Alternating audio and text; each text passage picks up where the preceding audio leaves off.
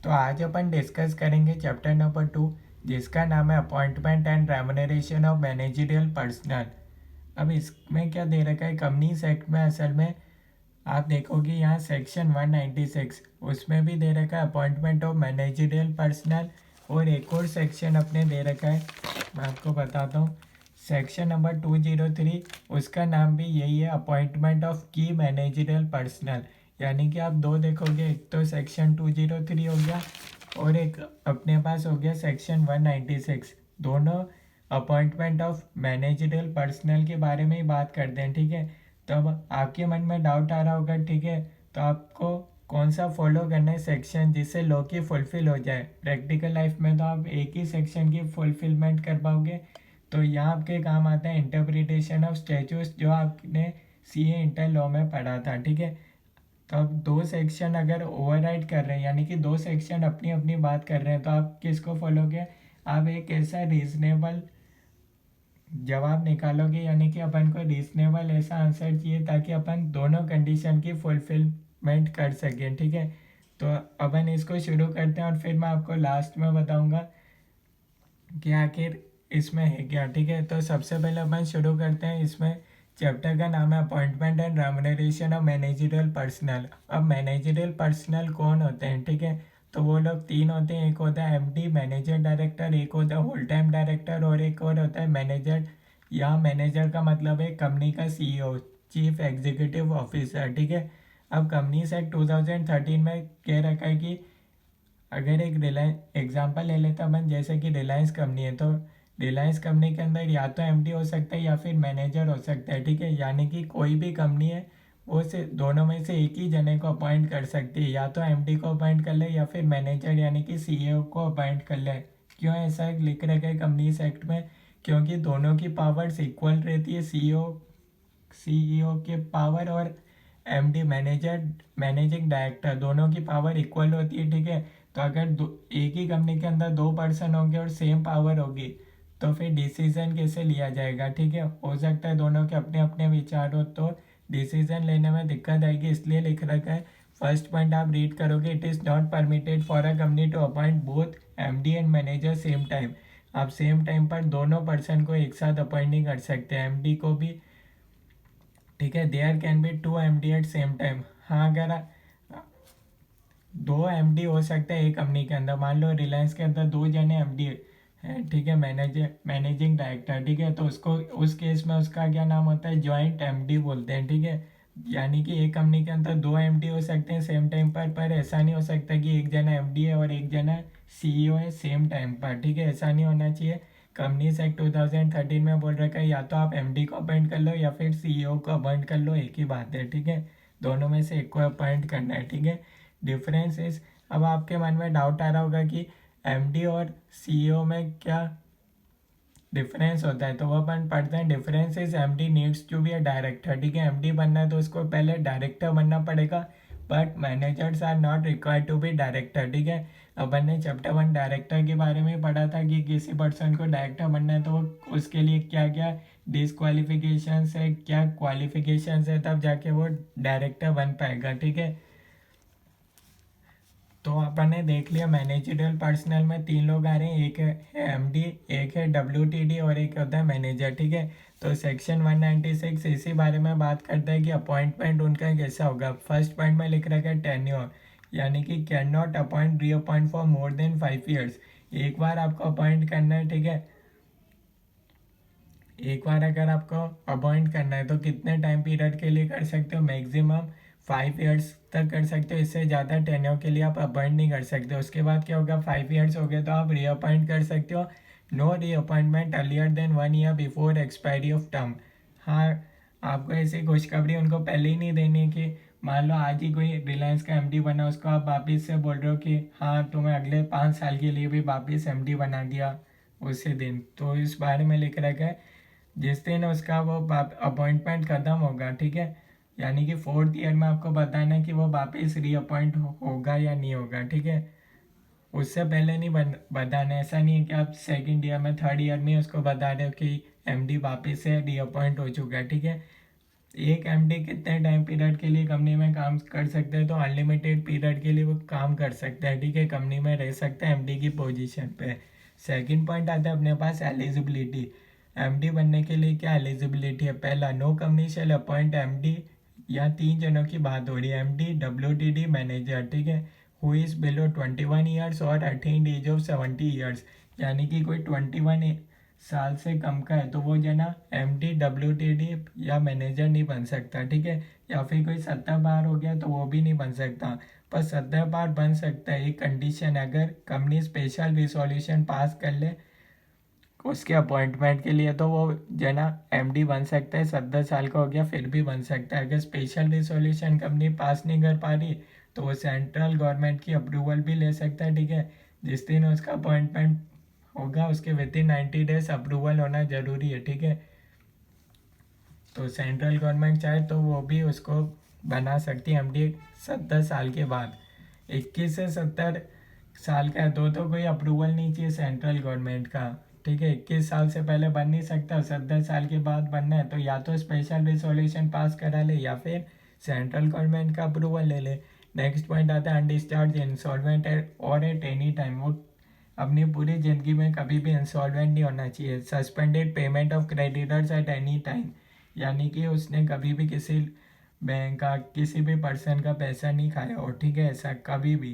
Convicted by court for any offence and sentence for more then 6 months, यानी कि वो उसने कोई ऑफेंस करा और वो प्रूव भी हो चुका है और उसको मोर देन 6 मंथ से ज़्यादा की सज़ा सुना दी गई है, ठीक है। जेल हो गई एक तरीके से, आप यूँ बोल सकते हो, ठीक है। उसके बाद कुछ और क्वालिफिकेशंस दे रखी, नो सीजी परमिशन रिक्वायर्ड। अगर आप इन चार पॉइंट्स और दे रखे, not sentence to imprisonment for any period or to a fine exceeding 1000 rupees. ये फाइन 1000 रुपीज़ के लिए अलग सेक्शन दे रखे हैं। आप बुक में चाहो अगर आपका ज़्यादा इंटरेस्ट है तो आप पढ़ सकते हो, ठीक है। इसमें जीएसटी एक्ट इंक्लूड है, फाइन वाला 1000 रुपीज़ का फाइन है। कौन से सेक्शन वो आपकी बुक में दे रखे हैं अलग से नोट में, ज़्यादा एग्जाम पॉइंट ऑफ व्यू से रिलेवेंट नहीं है, ठीक है। कौन कौन से सेक्शन, इसमें जीएसटी भी है, इनकम टैक्स भी है, फेमा भी है, ठीक है। तो उस किसी भी सेक्शन में अगर उसको 1000 से ज़्यादा का फाइन लगा तो सेंट्रल गवर्नमेंट का परमिशन लगेगा एमडी, डब्ल्यूटीडी या मैनेजर बनने के लिए। Not detained under smuggling act, ठीक है, स्मगलिंग एक्ट के अंदर कभी उसको पकड़ा नहीं हो, ठीक है। Complete 21 years and not attend 70 years, ठीक है। 21 से 70 साल का है तो कोई परमिशन नहीं चाहिए। सेंट्रल गवर्नमेंट का रेसिडेंट है तो भी कोई परमिशन नहीं चाहिए। यहाँ रेसिडेंट का मतलब है लास्ट 12 मंथ्स के अंदर इंडिया में रहना है, ठीक है। थर्ड पॉइंट अपने पास आता है प्रोसीजर फॉर अपॉइंटमेंट। अब क्या प्रोसीजर रहेगा उसके अपॉइंटमेंट के लिए? या तो सेंट्रल गवर्नमेंट अप्रूव करेगी। सेंट्रल गवर्नमेंट कब अप्रूव करेगी? जब वो 70 साल से ज़्यादा का होगा। तो फॉर्म MR2 लगेगा, विद इन 90 डेज उसको अप्रूवल लेना है सेंट्रल गवर्नमेंट से, ठीक है। अदरवाइज क्या होगा, जनरल रूल क्या कहता है, अप्रूव करना पड़ेगा बोर्ड से and shareholders, approved by board at board meeting. Board meeting में उसका अप्रूवल मिल जाएगा एमडी बनने के लिए, और approved by shareholders by resolution by next general meeting. Board meeting में उसको चुन लिया जाएगा कौन बन रहा है एमडी, और जो बोर्ड ऑफ डायरेक्टर्स ने डिसीजन लिया उसको शेयर होल्डर्स अप्रूव करेंगे by resolution at next general meeting. जब भी जनरल मीटिंग होती है तब करेंगे। आप मान लो, अब मेरे को एक बात बताओ, ठीक है, बोर्ड मीटिंग में वो अपॉइंट हो गया, ठीक है। मान लो नेक्स्ट जनरल मीटिंग हुई आज से 3 महीने बाद, ठीक है। तो 3 महीने के लिए तो उसने अप्रूव, बोर्ड ऑफ डायरेक्टर्स ने तो उसको अप्रूव कर ही दिया था। तो उसका क्या 3 महीने का काम वैलिड रहेगा या नहीं रहेगा? आंसर है उसका काम वैलिड रहेगा 3 महीने का, ठीक है। अगर जनरल मीटिंग में शेयर होल्डर्स ने रिजेक्ट कर दिया तो उस दिन से वो वापस रिजेक्ट हो जाएगा। पर पहले तो बोर्ड ने उसको अप्रूव कर दिया था, 3 महीने तक उसने काम करा, फिर जनरल मीटिंग हुई, शेयर होल्डर्स ने रिजेक्ट कर दिया, तो 3 महीने का काम तो इसका वैलिड रहेगा। Return filed with in 60 days of appointment, ये एक जनरल लाइन लिख रखी है आपकी बुक में, ठीक है। उसके बाद नोट आता है, where an appointment of MD, WTD, manager is not approved by company, या मैनेजर का मतलब सीईओ है, पूरे चैप्टर में ध्यान रखना। Is not approved by company at a general meeting, any act done before approval valid, वही सेम बात लिख रखी है, ठीक है। एग्जाम्पल वही मैंने आपको बता दिया, सेम है। अब सेक्शन 203 भी इसी बारे में बात करते हैं, अपॉइंटमेंट ऑफ की मैनेजरियल पर्सनल। अब सेक्शन 203 में की मैनेजरियल पर्सनल कौन कौन आते हैं? एक तो होता है MD CEO और एक होता है मैनेजर, और साथ में यहाँ दो लोग और आते हैं इस सेक्शन में, CS भी आता है और CFO भी आता है। और अगर MD CEO या मैनेजर नहीं है तो उनकी एब्सेंस में होगा होल टाइम डायरेक्टर, ठीक है। यानी कि होल टाइम डायरेक्टर को अपॉइंट करना तो कंपलसरी है। मान लो MD कहीं बाहर चला गया तो उसके बिहाफ पर कौन तब तक वर्क करेगा, तो इसलिए लिख रखा है इन एब्सेंस में WTD काम करेगा, ठीक है। ऐसा नहीं कि WTD को अपॉइंट करना ऑप्शनल है, उसको अपॉइंट तो करना ही है, ठीक है। अब कौन कौन सी कंपनीज को अपॉइंट करना जरूरी है? ये होल टाइम की MP रिक्वायर्ड इन, पहला पॉइंट लिस्टेड कंपनी को कंपलसरी है, दूसरा public company having paid up share capital 10 crore or मोर। ऐसी पब्लिक कंपनी जिनकी paid up share capital 10 crore या उससे ज़्यादा है उनको होल टाइम की MP अपॉइंट करना जरूरी है। होल टाइम की MP में कौन कौन आती है मैंने आपको बता दिया। आगे CS का यहाँ क्या काम है? CS ये देखते हैं कंपनी ने सारे लॉ का फुलफिलमेंट करा या नहीं करा है, ये कंपनी पे कितने सारे लॉस लगते हैं, तो उनका कोई देखने वाला होना चाहिए ना, इसलिए। CFO क्या करता है? वो मैनेज करता है मनी। ऐसा नहीं है कि कहीं डायरेक्टर सारा जो प्रॉफिट है वो अपनी जेब में नहीं डाल लें, जो रूल्स बनाए गए हैं डायरेक्टर रेम्यूनरेशन के लिए वो फुलफिल हो रहे हैं, ये CFO का काम होता है, तो इनको भी अपॉइंट करना जरूरी है। नोट, यानी कि अब आपने देखा होगा सेक्शन 196 और 203 में थोड़ा डिफरेंस है, तो आप कौन से लॉ का मतलब कौन से सेक्शन का फुलफिलमेंट करोगे, तो आप ऐसे सेक्शन का फुलफिलमेंट करोगे जिससे आपके दोनों सेक्शन की फुलफिलमेंट हो जाएगी, ठीक है। यानी कि आप अभी सेक्शन 203 की फुलफिलमेंट कर दोगे तो उससे सेक्शन 196 की भी फुलफिलमेंट हो जाएगी, ठीक है। आप ऐसा नहीं बोल सकते हमने तो 196 में तो लिखा ही नहीं था, ऐसा नहीं बोल सकते। आपको ऐसे सेक्शन की फुलफिलमेंट करनी है जिससे दोनों सेक्शन का कंप्लायंस हो जाए, ठीक है। Note, every private company having paid up share capital 10 crore or more must have whole time CS, ठीक है। ये एक नोट है, आप ध्यान में रख सकते हो। An individual can not be appointed at same time as chairperson MD CEO unless articles provide और कंपनी कैरिंग मल्टीपल बिजनेस। और जिस दिन मैंने आपको चैप्टर 1 में रिलायंस का बताया था डायरेक्टर्स, उसमें आपने एक लाइन देखी होगी, मुकेश अंबानी के नीचे लिखा था chairman and MD and chairperson and managing director, ठीक है। तो यानी कि आपने देखा होगा इस लाइन में तो लिख रखा है कि एक इंडिविजुअल सेम टाइम पर अपॉइंट नहीं हो सकता, पर अपन ने देखा था कि मुकेश अंबानी तो दोनों है, ठीक है। यानी कि उस वो चेयरपर्सन भी और MD भी है, वो एट द सेम टाइम है, ठीक है। तो वो कैसे बना? या तो आर्टिकल्स में प्रोवाइड करा होगा या फिर कंपनी कैरिंग मल्टीपल बिजनेस। हाँ, रिलायंस के मल्टीपल बिजनेस है तो वो सेम पर्सन बन सकता है। या मल्टीपल बिजनेस का क्या मतलब है? देखो, मल्टीपल बिजनेस होंगे तो हर एक का मैनेजर होगा, यानी कि हर एक को देखने वाला CEO होगा, ठीक है। वो उस पर्टिकुलर बिजनेस सेगमेंट को देखता होगा, तो एक जना उसको संभाल सकता है, ठीक है। चेयरपर्सन और MD सेम हो सकता है, अदरवाइज नहीं हो सकता। अब यहाँ भी कंडीशंस फॉर अपॉइंटमेंट है और यहाँ भी था प्रोसीजर फॉर अपॉइंटमेंट, सेक्शन 196 में भी था और 203 में भी था।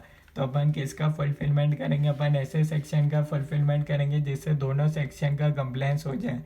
तो यहाँ लिख रखा है रिक्वायरमेंट ऑफ बोर्ड रिसोल्यूशन, यानी कि KMP को अपॉइंट करना है तो सिर्फ बोर्ड रिसोल्यूशन की रिक्वायरमेंट है, ठीक है। वहीं अपन ने देखा था यानी कि अप्रूव्ड हो जाना चाहिए बोर्ड एट बोर्ड मीटिंग, पर सेक्शन 196 क्या बोलता है? ये तो होना ही चाहिए, साथ में क्या होना चाहिए? शेयर होल्डर्स का भी अप्रूवल लगेगा। तो आप कौन से सेक्शन को फुलफिल करोगे जो ज़्यादा डिटेल में होगा? यानी कि अगर आपने इसमें सेक्शन 196 का फुलफिलमेंट करा तो दोनों सेक्शन का ही कंप्लायंस हो जाएगा, ठीक है। तो यानी कि आपको किसी भी सेक्शन का मतलब ऐसा नहीं है कि उसका अपमान करना है, दोनों सेक्शन का फुलफिलमेंट हो जाना चाहिए, ठीक है। यानी कि बोर्ड रिसोल्यूशन तो पास करना ही रहेगा, प्लस साथ में आपको शेयर होल्डर्स का भी अप्रूवल लगेगा, ठीक है, जो कि सेक्शन 203 में नहीं दे रखा, 196 में दे रखा है। सेकेंड पॉइंट में लिख रखा है bar on multiple appointments, whole time KMP not hold office in more than one company at same time except subsidiary company. Whole time KMP होगा, ठीक है, वो एक से ज़्यादा कंपनी में काम नहीं कर सकता सेम टाइम पर एक्सेप्ट सब्सिडरी कंपनी में कर सकता है, ठीक है, बाकी और किसी कंपनी में नहीं कर सकता। However KMP not disentitled from being a director in any company with permission of board. अगर बोर्ड परमिशन दे देता है तो केएमपी दूसरी कंपनी का भी डायरेक्टर बन सकता है, ठीक है। उसके बाद अपने पास नेक्स्ट पॉइंट आता है मैनेजिंग डायरेक्टर और मैनेजर इन more than one company.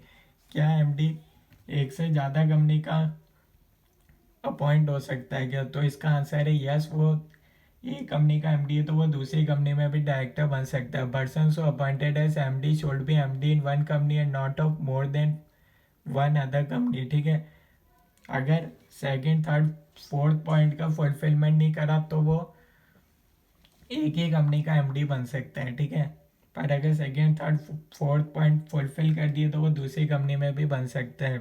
Second point में क्या लिख रहेगा? अप्रूव्ड बाय बोर्ड रिसोल्यूशन, ठीक है। बोर्ड रिसोल्यूशन यानी कि ऑर्डिनरी रिसोल्यूशन जैसे ही होता है उसका अप्रूवल लगेगा। Past with consent of all directors present in meeting. जितने भी डायरेक्टर्स हैं उन सबका कंसेंट लगेगा। या ऑल डायरेक्टर्स है तो ऑल, इसको आप हाईलाइट करना है। ऐसा नहीं है 2/3 डायरेक्टर्स ने बोल दिया तो सारे डायरेक्टर्स का कंसेंट लगेगा, तब जाके वो दूसरी कंपनी में बन सकता है। Specific notice and the resolution to be move thread given to all directors, ठीक है। उसके बाद दे रखा है यानी कि अगर रिलायंस कंपनी का कोई एमडी है वो टीसीएस कंपनी का भी एमडी बनना चाहता है तो उसको क्या करना पड़ेगा? टीसीएस कंपनी के अंदर वहाँ रिसोल्यूशन पास करना पड़ेगा, वहाँ की कंसेंट लेनी पड़ेगी, तब वो बन सकता है। अदरवाइज वो रिलायंस में तो है ही। Filing of vacancy of KMP. अब इतना खास पर्सन है कंपनी का और अगर वो छोड़ के चला जाता है, केएमपी में कौन कौन आता अपन ने देख लिया अभी, एमडी या आपको पता चल गया होगा, ठीक है। तो केएमपी में कौन कौन लोग आ रहे हैं, ठीक है। तो अगर ये लोग छोड़ के चले जाते हैं तो विद इन 6 मंथ उनकी वैकेंसी बोर्ड को एट बोर्ड मीटिंग फुलफिल यानी कि बढ़नी है, ठीक है। नया जनक को अपॉइंट करना है। उसके बाद अपने पास नेक्स्ट टॉपिक आता है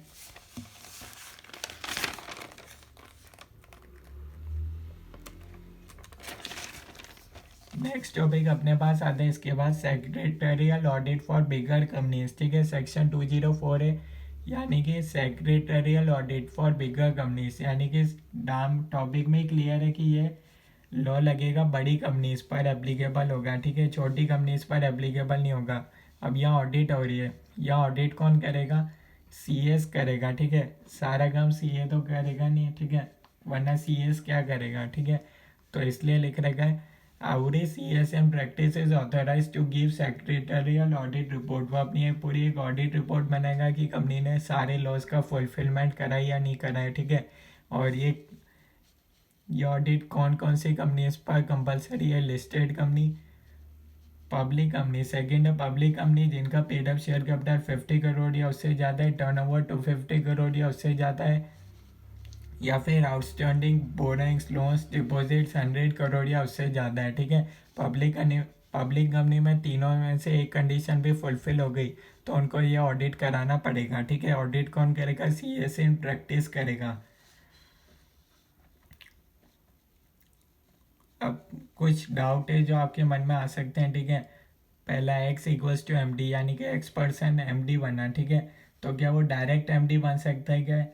यानी कि इसको आप एग्जाम्पल के पॉइंट ऑफ व्यू से मैं अगर आपको समझाऊँ तो अमित शाह है, ठीक है, वो होम मिनिस्टर है, तो क्या वो डायरेक्ट होम मिनिस्टर बन सकता है क्या? पहले उसको चुनाव तो जीतना पड़ेगा ना।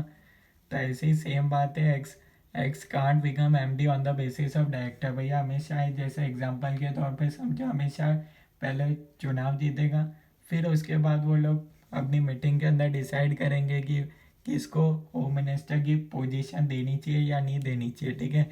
तो ऐसे ही कंपनी में भी होता है, पहले एक्स क्या होगा? पहले डायरेक्टर बनेगा, उसके बाद ये तय करेंगे कि कौन जना एमडी बनना चाहिए उनकी मीटिंग में।